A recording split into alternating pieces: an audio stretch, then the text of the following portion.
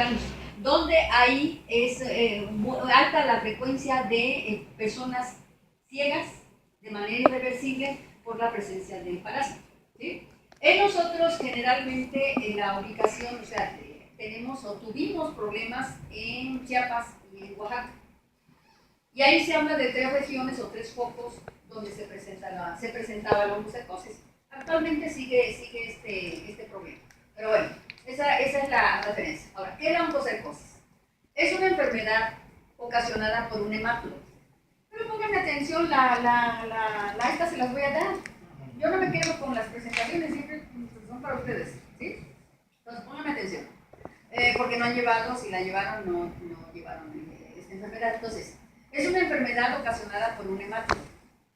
El nemátodo tiene la particularidad de formar estas estructuras. Un adulto, que se llama filaria, y estructuras jóvenes, que se llaman microfilarias. Ahora, el agente causal, ¿hola? El agente causal se llama Oncocerca borealis. Es el nemátodo. Y este nemátodo desarrolla el estado adulto, que se llama filarias, y las microfilarias, que son el estado larval. Si se acuerdan de los nemátodos, son parásitos dioicos. Hay una hembra y un macho. La hembra normalmente es de mayor tamaño, el macho tiene el extremo posterior enroscado, o depende de la clasificación que tenga, presenta bolsa copulatriz o no, ¿sí? O presenta un ano. Entonces, en América necesitamos vectores o transmisores activos, y los transmisores activos van a ser insectos. En este caso son moscas negras. Y las moscas negras son importantes para que puedan transmitir porque son moscas hematófagas.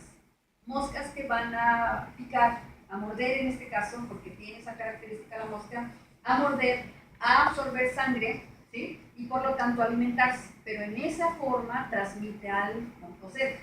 Y el oncocerca en nuestro país y en América generalmente, la cabeza y los hombros son los afectados, formando una respuesta que generalmente es la presencia de nódulos. En los otros lugares, por los patrones culturales que se tienen, por la forma de vestimenta, por las temperaturas altas y por muchas razones, normalmente son de la cintura pelviana hacia extremidades inferiores donde se presenta. Y eso ocasiona que en nuestro país no haya problemas de obstrucción de la circulación linfática, pero en estos lugares sí. Entonces ahí podemos encontrar zonas escrotales, por ejemplo, o piernas totalmente deformes, totalmente hematosas, por el taponamiento de la circulación linfática que ocasiona la presencia de ¿quién? De las microfilarias. Entonces tenemos aquí 2 cosas importantes. La mosca interviene dando origen a la transmisión de las microfilarias. Las microfilarias tienen que llegar a un estado adulto, pero en ese estado adulto funciona mucho nuestro mecanismo de defensa. Las microfilarias se difunden y nuestro mecanismo de defensa las enjuega. Entonces se forman los famosos nódulos, ¿sí? Que generalmente se pueden observar a nivel de piel, se pueden tocar, son móviles y no son dolorosos. Y eso permite que en este lugar, en este nido, esas filarias vivan hasta que se mueran. Y el problema es ese, porque se suponía que vivían 10 años. Después que no, que viven 12 años. Y ahora que no, que pueden llegar a vivir hasta 18 años. ¿Qué pasa con los tratamientos? Los tratamientos no le pueden pegar a los adultos porque están encuevados. Entonces los tratamientos tienen que darle a las microfilarias, las que andan deambulando tranquilamente por torrente sanguíneo, por torrente linfático, o que se pueden ubicar en zonas donde haya poca respuesta inmunológica, como es la cavidad ocular. ¿Sí? Y por eso son desastrosas estas. Estas no, porque estas se anidan y forman esta cosa. Estos nódulos. ¿Estamos bien? Entonces, historia. Fue descubierta en el 75 de 1800, Lucar en el 83 de 1800 le dio este nombre, Filaria volvulus. Rodolfo Robles en Guatemala fue realmente quien enfrentó, quien conoció, quien encontró a los pacientes, que le hizo la referencia y el registro de la enfermedad, y por eso se llama enfermedad de Robles. Guatemala era un foco infeccioso, totalmente infeccioso, pero por su cercanía a Chiapas y a Oaxaca, pues era en esa tríada de pacientes con esta enfermedad. En el 23 de 1900 fue ubicada la enfermedad en Chiapas y en el 26 de 1900 fue ubicada en Oaxaca. Ahora, se restringe la enfermedad aquí ¿Por qué? Porque necesitamos un vector, pero el vector tiene que crecer en lugares donde haya riqueza de oxígeno. Y en esa riqueza de oxígeno tienen que ser ríos de corriente rápida. Los átomos, las moléculas de agua, cuando van cayendo, ¿sí?, se van rompiendo y van generando una atmósfera libre de oxígeno, donde es posible que la mosca lleve a cabo su metamorfosis. Por eso no está cundido todo el país. Estaba, porque ya hay otros lugares donde existe la enfermedad. ¿Qué es lo importante que me interesa recalcar? Como fue descubierta la enfermedad en estos lugares, en 1930 se idea el programa de defensa, de resguardo y de cerco para la enfermedad de Robles. Y ese programa tiene seguimiento hasta esta fecha.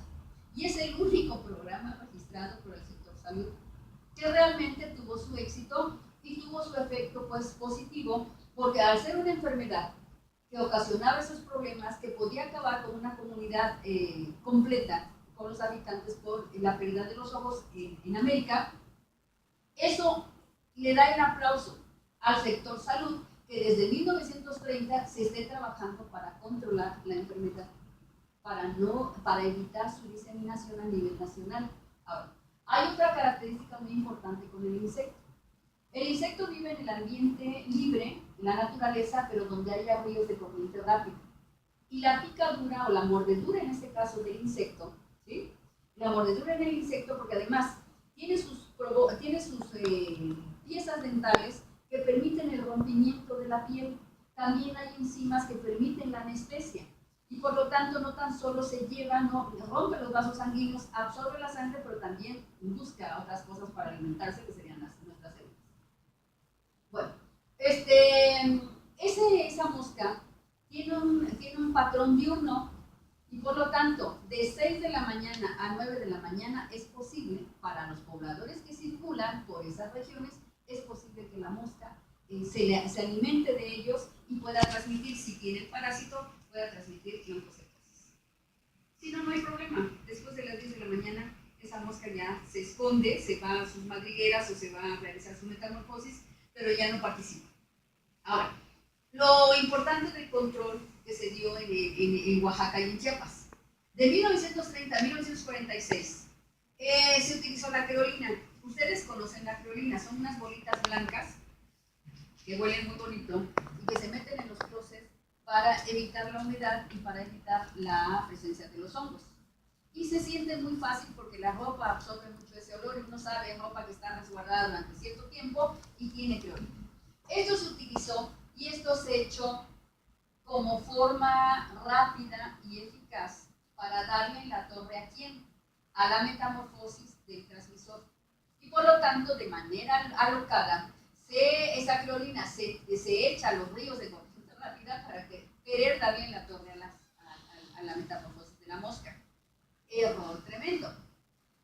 De 1947, si se acuerdan, había problemas, se aplica la dietilcarbamazina, que es un medicamento altamente tóxico, ¿sí?, eficaz pero tóxico. Aunado a esto, si se acuerdan del DDT, de la historia del DDT, que alguna vez a mis alumnos se los dije. Antes de 1952, Estados Unidos tenía problemas de salud pública muy tremendas con la presencia del paludismo.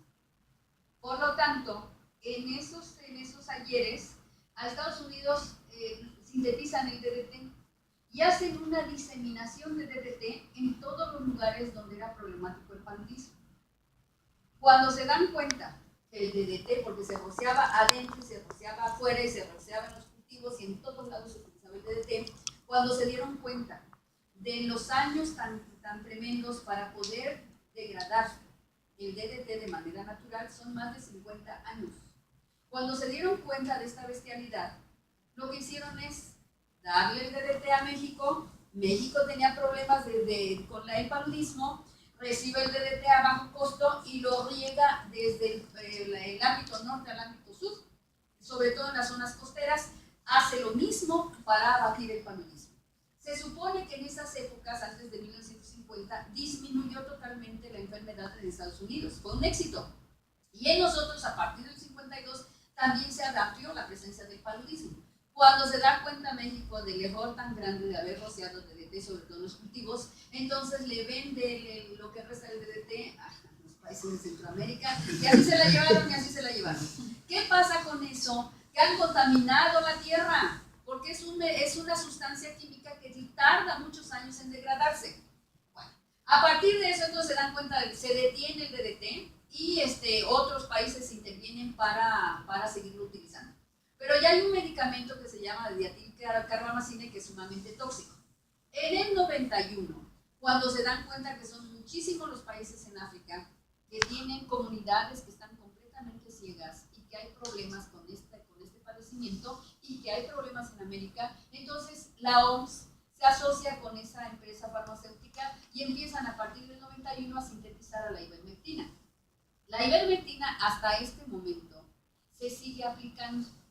Y cuando entra México en ese problema, porque lo que es Colombia, Ecuador, Brasil, Perú, muchos lugares, muchos países que tienen problemas con oncocercosis, pero que ellos de manera exitosa controlaron la presencia de la enfermedad mucho antes que en México. Y por lo tanto, Colombia fue uno de los primeros que se dispararon con cero oncocercosis, ¿sí? Y en nosotros son tres lugares donde era problema de salud pública y donde se empezó a controlar y se empezó a detener la diseminación de la enfermedad. Pero nosotros tenemos un problema grave que es la migración, y ahí viene, por eso dije, bueno, objetivo del milenio, se supone que desde el 2012, 2014 debió haberse hecho el anuncio, y no se puede, se supone que ahorita en 2015 debe hacerse el anuncio de que ya no hay oncocercosis en nuestro país, y bueno, ese es el problema. Entonces, la ivermectina, junto con la extirpación de los nódulos para quitar a los adultos. ¿Por qué? Estos adultos viven con el mecanismo de defensa nuestro, viven encuevados. Van a estar presentes hasta que se mueran. Y actualmente ya se sabe que va de 15 a 18 años que viven los adultos. Pero no se les puede hacer nada porque la ivermectina no penetra esa capa de defensa, ¿sí? Y por lo tanto, a quien le pegan es a las microfilarias. Cuanto más la hembra deponga esas larvas, entonces las que estén circulando van a ser destruidas por la ivermectina. Pero ¿qué pasa realmente? Que son pacientes, o sea, actualmente desde que se inició este programa, se está dando primero, se dio una vez al año, después se vio que eso no era posible, y entonces cada 2 años, casa por casa, se va dando a cada integrante de esa casa y se le va señalizando que ha tomado el medicamento para tratar de erradicar el problema.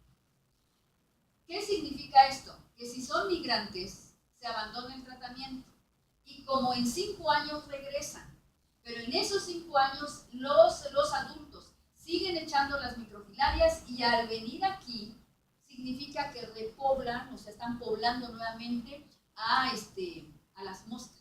Y por lo tanto sigue la mata dando. Se hicieron muchas cuestiones para detener. Se supone que hay señalizaciones en el caso de Oaxaca, no hay ya casos nuevos a partir del 98, pero ese 98 se aplicó 2 rondas anuales a cada uno de los habitantes. África se supone que hay zonas endémicas, hay muchos países con problemas de ceguera terrible. Y nosotros, bueno, de todos los países, Ecuador que ya resolvió cero oncocercosis, Venezuela sigue con un foco, Brasil sigue también con algunos focos, Guatemala se suponía que ya salió mejor librado que nosotros, y con nosotros que se suponía que ya nada más quedaba en el caso de Oaxaca un paciente que se había infectado en 1998. Y ese paciente debe de llevar un tratamiento mínimo de 15 años, ¿sí? Que están por cumplirse. Pero que ahorita el problema no es Colombia, que ya está cero en oncocercosis, pero que ahorita tenemos otros problemas muy graves. Entonces, se detectó en México 2 focos, en Chiapas un foco, en Oaxaca, precisamente por los ríos de corriente rápida. De todos esos países con problemas de salud pública, Colombia lo resolvió exitosamente. Nosotros nos quedamos esperando las últimas dosis de ivermectina con los pacientes. Y bueno, marzo de 2014, normalmente evidencia de eliminación de la transmisión. Se corta la transmisión en estos 7 focos, los 3 en México, los que existen en Ecuador y en Guatemala, ya se había cortado la transmisión aparentemente. Entonces, más o menos se habla de una referencia de 119 millones de personas en el mundo que viven en esas áreas con peligro de involucrarse con oncocercosis. Más o menos se habla de 18 millones infectados con oncocercosis, que son los que alimentan a las moscas. Y se habla de 270,000 ciegos. ¿Por qué? Porque ¿cuál es la primera causa de ceguera a nivel mundial? El aumento de la presión y glaucoma. ¿Sí? Y por lo tanto, la oncocercosis sería la segunda causa de ceguera a nivel mundial. Y se habla de 500,000 personas con problemas visuales por esto. Vale. Los 3 focos en México, zonas montañosas de Chiapas y Oaxaca. Crecen más o menos las moscas y el parásito entre los límites de 600 a 1700 metros sobre el nivel del mar. Hay mucha vegetación, hay mucho clima y por lo tanto hay lluvias tremendas. Y eso permite el crecimiento de los ríos y las corrientes que se manifiesten. Y sobre todo tenemos en esas zonas de Oaxaca, en esas zonas de Chiapas, sobre todo en Chiapas tenemos muchos lugares donde se cultiva el café. Se habla en las Américas y se habla en estos 3 focos en nuestro país. 25,646 enfermos de oncocercosis. Y se habla, este caso, o sea, 0 casos durante 1999 y 2000 y un caso que se citó en 1998. Sur de Chiapas, un foco que quedó activo. ¿Sí? Ese es el problema. Pero bueno, estas son las referencias que maneja el sector salud y maneja la UNAM. Tenemos estos focos aparentemente problemáticos resueltos. Nos falta uno, que sería el tercer foco, aparentemente. Pero no tenemos aquí, esta Colombia tiene la palomita y se supone que los lugares eliminados son los de color verde y los lugares interrumpidos, que sería nuestro país y Guatemala. ¿Sí? Y los focos rojos, supuestamente en Venezuela y en Brasil, se supone que Ecuador erradicó la oncocercosis y nosotros, que teníamos que erradicar desde hace años, no fue posible. Entonces aquí se supone que resolvió México, ya formamos parte de la eliminación de la oncocercosis, ya esperábamos la estrellita en este año y bueno, seguían los focos en Venezuela y en Brasil todavía activos. Esa es la referencia y además otro problema, otra cuestión importante. El personal en riesgo, la población que se generó en ese 2013, esta referencia, 1800 y fracción libres de oncocercosis y para el siguiente año una buena cantidad de eliminación por el tratamiento dado durante muchos años atrás de la ivermectina. Eso nos permitía a nosotros decir que México tenía la segunda enfermedad erradicada, ¿sí?, como referencia. Sin embargo, esto no es así. En el 2003, nuevos casos encontrados en lugares totalmente diferentes de Chiapas y de Oaxaca. 66 casos positivos en Coahuila, 14 nuevamente en Chiapas y 12 en Veracruz. Y eso en el 2003. Y en el 2014, uno más se reporta en el caso de Veracruz en mayo y otro en agosto de 2014.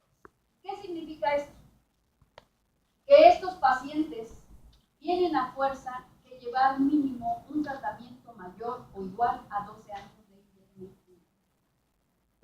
Si esos pacientes están cada 2 años tomando ivermectina, se controla y se elimina la transmisión y se erradica la enfermedad dentro de 15 o 18 años, cuando ya se tenga la certeza de que ya no van a poder manifestar problemas a otros habitantes.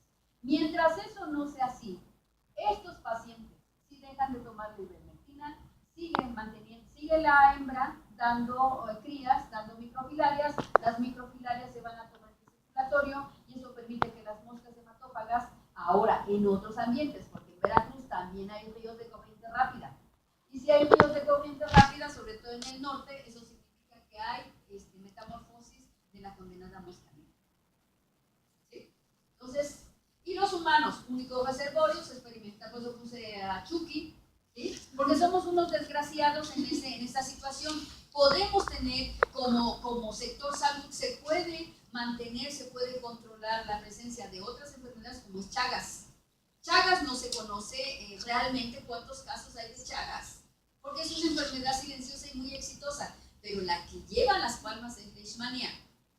Y la leishmania está controlando completamente nuestra respuesta inmunológica. La dirige a donde ella quiera, ni siquiera es una dirección sin ton ni son, sino es una dirección simplemente ubicada por el parásito para saber dónde van a hacer el daño. ¿Sí? Entonces, no se saben, esas dos enfermedades son exitosas y por eso dije, bueno, somos como Chucky porque tenemos los elementos para poder pararla. Y bueno, de manera experimental, por los criterios de Koch, crear la enfermedad en otras especies para poder saber su historia. Entonces, estos son los ambientes clásicos. ¿Qué pasa con las moscas?